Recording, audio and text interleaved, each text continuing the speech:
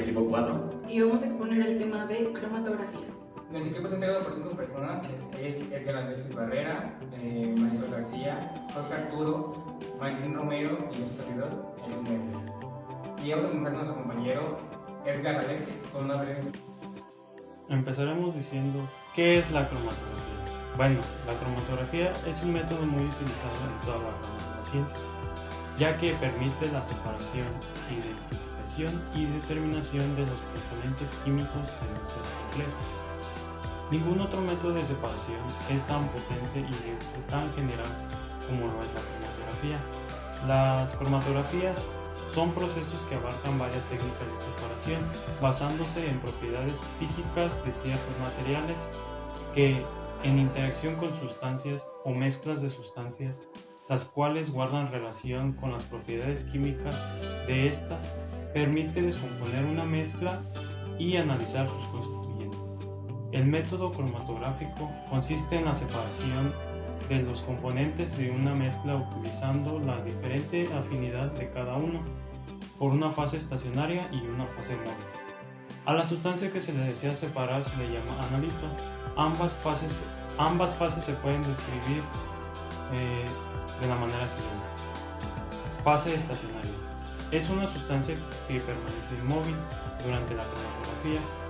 Puede estar fija dentro de una columna de vidrio, acero inoxidable u otro material. Así también puede estar adherida a algún soporte.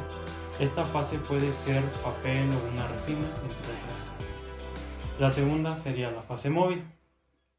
Es una sustancia que se mueve en una dirección y sentido determinado a través de la fase estacionaria. Puede ser líquido o gaseosa. Ejemplos de esta fase pueden ser el hexano, mezclas de agua y metanol, entre otras sustancias.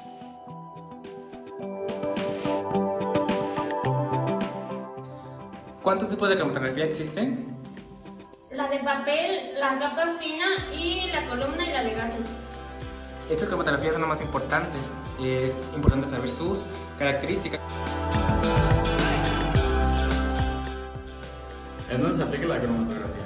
Se puede aplicar en el área de producción, ya sea en limpieza o aislamiento de sustancias, por lo cual en la química analítica se puede usar para la separación de mezclas homogéneas y se puede usar en distintas ramas, ya sea en química orgánica, química inorgánica, bioquímica, química ambiental y química ambiental.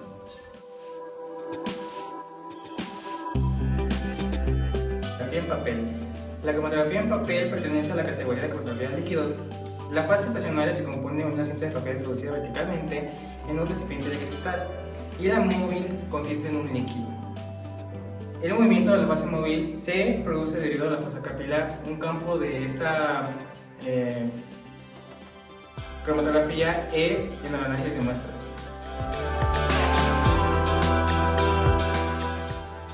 La cromatografía en capa fina, lo cual pertenece a la cromatografía de líquidos, ya que su principal objetivo es el funcionamiento similar a la cromatografía en papel, ya que su pequeña diferencia se basa en la fase estacionaria, lo cual en este paso se compone de materia pulverizada como la alumina, gel de sílice o celulosa que se sitúan sobre las placas de vidrio.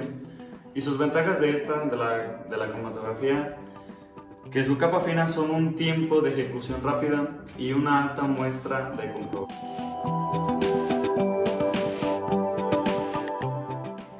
Cromatografía en columna. Bueno, la cromatografía en columna pertenece a una categoría de cromatografías en líquidos. En esta cromatografía, la que es la fase estacionaria se compone normalmente de un gel sílice o un alumina, las cuales están polarizadas y que se introducen en un tubo de vidrio en el cual se rellena con un disolvente. Los campos de aplicación de la cromatografía en columna van desde, por ejemplo, una limpieza de preparados.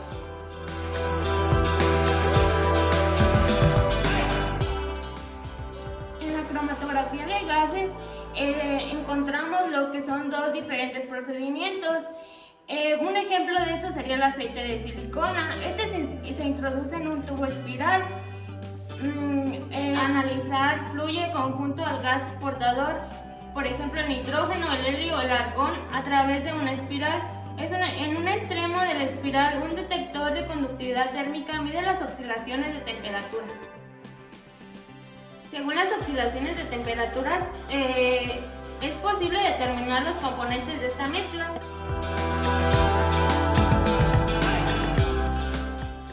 Como dato curioso, tenemos que la técnica de la cromatografía es uno de los métodos más potentes para separar una muestra, como una mezcla sintetizada o con un extracto crudo biológico en sus componentes individuales sobre todo. Bueno, la técnica de separación mediante cromatografía se basa en sustancias que se dividen propiamente en dos fases. Una fase estacionaria con una gran superficie y una fase móvil que se desplaza hasta una fase estática. Existen al menos 3 maneras de clasificar a las cromatografías. La primera sería la clasificación de las cromatografías según el estado de agregación de la fase. En esta primera tabla estaría en la primera columna la fase móvil, en la segunda la fase estacionaria y en la tercera la cromatografía. Primero tendríamos al gas con el líquido, que originaría la cromatografía gas líquido. En la segunda tendríamos el gas con el sólido y formaría la cromatografía gas sólido. Después tendríamos la fase líquida móvil más la fase líquida estacionaria, formaría la cromatografía líquido. Y por último tendríamos la fase líquida más la fase sólida, que formaría la cromatografía sólido líquido.